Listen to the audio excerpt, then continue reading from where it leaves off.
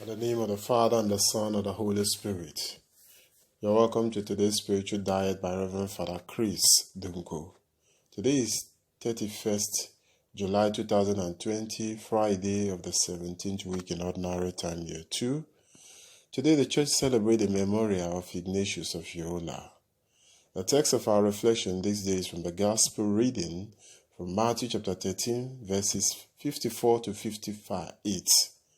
The theme of our reflection this day is the danger of familiarity. Today's gospel episode describes how Jesus stood before his own people in the synagogue, reading and interpreting what Isaiah had prophesied about the Messiah and his mission. So they were astonished and asking the question, where did he get this wisdom and mighty works? They were amazed that of their fellow villagers could speak with such grace and eloquence and with such authority. Their great amazement and disbelief is as a result of their familiarity. They started asking the question, is not this the carpenter's son? Is not his mother called Mary? Are not his brethren James, Joseph, Simon, Judas, and sisters with us? They were familiar with Jesus, so they never believed him. They never believed he is the Messiah. Familiarity is very dangerous because you feel of knowing the thing very well. In other words, the danger of familiarity is in knowing and taking for granted. Danger of familiarity could be summed up in today's gospel passage. 1. Disbelief. Familiarity brings disbelief. His own people, the people of Nazareth, were familiar with Jesus, so they did not believe in his teachings. His mighty works, for them a common carpenter. And they knew his mother and his brethren. In some passage, they will use the word brothers and sisters of Jesus. In Hebrew word, the word brother means Adolphus and sister Adelphi. Adolphus or Adelphi implies not just a blood brother, but an extended brother like cousins. So in today's passage, when the people or the author of the gospel this morning uses the brethren of Jesus, it means the cousins of Jesus.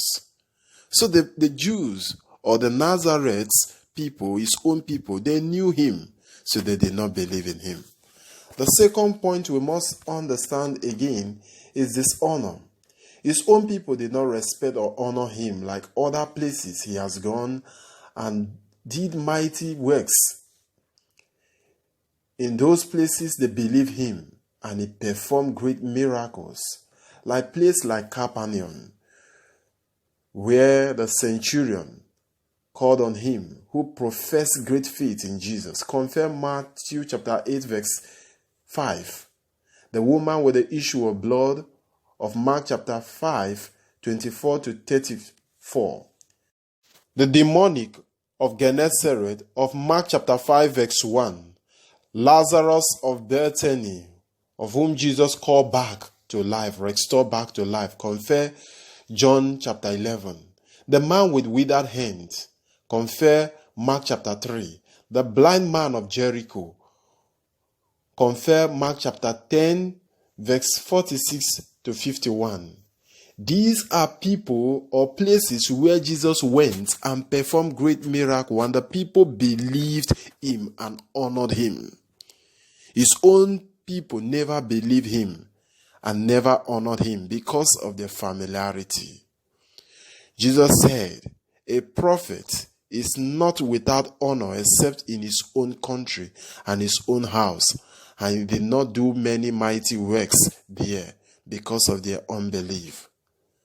Beloved in Christ, let our familiarity bring us close to Christ and not make us to doubt his power and the teachings of the church.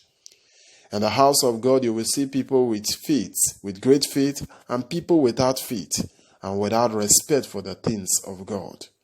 Let us pray. Lord, let our daily spiritual diet build our faith and trust in you.